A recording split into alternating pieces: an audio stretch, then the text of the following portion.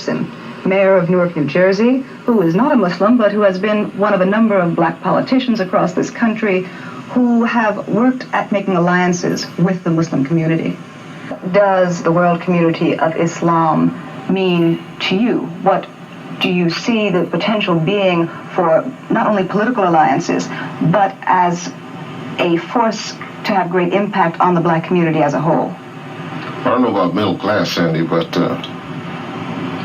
I think that if we view the world community of Islam as I think it should be viewed, and that is a religious organization, then we view it as we view other religious organizations in the community.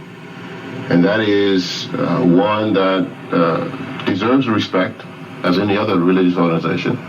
And we try to work with that organization to improve the quality of life of the people in the city. What are you doing in that respect in Newark today? Well, in that respect in Newark, we have, for a number of years, as you said, established a relationship with the group relative to educational principles, for instance, relative to disciplinary problems that we've had over the years in the city of Newark, especially with young people. We've established a relationship that I think has helped very well with our narcotics addicts in the city of Newark. And only for the past 2 years, we have developed a kind of community organization relationship which has helped to develop a cleanup program in the city of Newark. So I've had good success with my relationship. Nearly 2 months ago, office to meet with the Honorable Wallace D. Muhammad. What was that meeting about? What's come out of it? Has there been any follow-up? Well, the Honorable Wallace D. Muhammad was coming to Newark. I thought it would be a good idea, and they agreed that we could have him meet some people outside of the world community of Islam to talk about what the community is doing. And I think that meeting was positive. There were some questions asked by the individuals who were invited, answers given by the Honorable Wallace D. Muhammad. Hopefully we'll have a continuation of that kind of intercommunication so that people are not just getting their information from the traditional media sources. Getting that information direct is a much better way of getting it. Dr. Ock, you often say that you are not a politician. However, if I may, I'll call you a politician for the moment. As a politician, as a black urban politician, we've spoken with the Honorable Wallace D. Muhammad a bit about the potential for an organized Muslim vote. And in fact, we know that he has lifted the ban on voting and has in fact encouraged people to register. What are the political implications for a city like Newark of having a registered, solid Muslim community that would participate in electoral politics? Well, I think I would join with him in saying that there's an advantage to having all of the people who are eligible to participate in the political process to do so. Politicians affect the quality of education, housing, and almost all of the other quality of life items. I think also he was correct in stating that you would not expect that entire community to vote as a block. I don't think all Catholics vote as a block. All Jews don't vote as a block. All Baptists certainly don't vote as a block. And we don't, I think, expect that all of the members of the world community of Islam to vote as a block.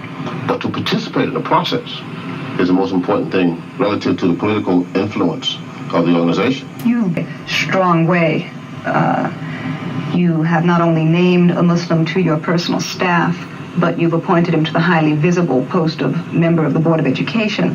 Have you taken any flack on that appointment?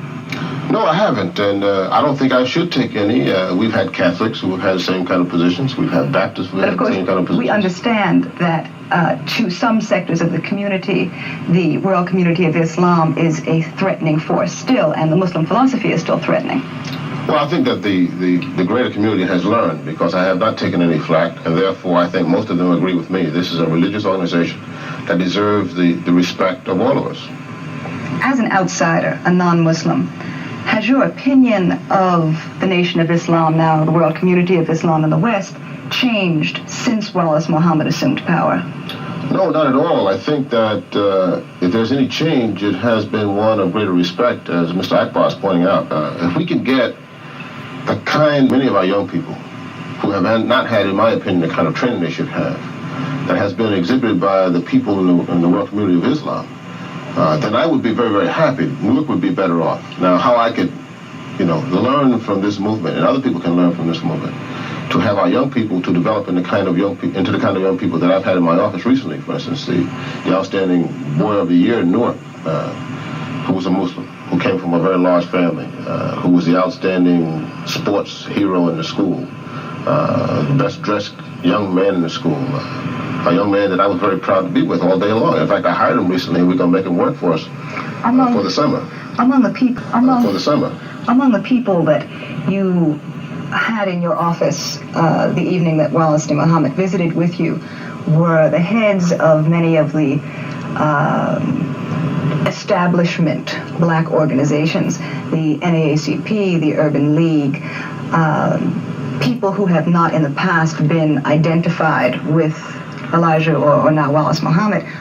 What was their reaction? Not the reaction publicly as they sat with Mr. Muhammad, but their reaction to you afterward. Well, I think the reaction was one of positive communication. They were very glad to be invited. They were very glad to be able to exchange views and ask those questions that they could ask privately, that they could really ask in a kind of public setting, and to get some answers. And have asked since that time that we have similar meetings in the future, not necessarily with Mr. Muhammad, but with the people who represent him in the area in Newark. Gibson, one last question. Would this movement, this world community of Islam in the West, hold any personal appeal for you? Can you imagine yourself ever joining? Well, right now I'm a Baptist, as I pointed out, not a born-again Baptist as President Carter is. The question of which religion you follow is one that, in my opinion, is personal. And I think each individual has to make that decision for himself. I've made my decision. I think, however, it is important that we learn from each religious organization those things that are important to the community. And I think as our young people are concerned, I think if we can learn the kind of discipline that has been developed so that young people learn about education and don't throw bottles in the street, learn about how to respect their older individuals in the community and in the family, that I think we can learn a great deal from the world community of Islam in Newark about. Thank you, Mayor Gibson.